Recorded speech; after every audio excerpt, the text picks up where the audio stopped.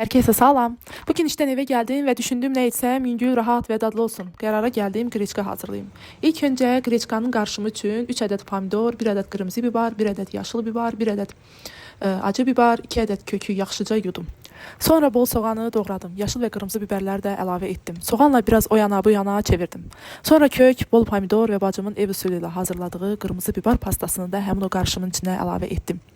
Hamısını birlikte yaxşıca qovurub, azca toz istot, bir çimdik sarı kök əlavə etdim.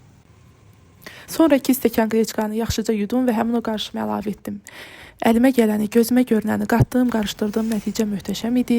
Deyərdim ki, qreçka hələ belə tazlanmamışdı. Bu üsulla bişən qreçkanın dadını mən çox sevirəm. Əminəm ki, siz də çox sevəcəksiniz.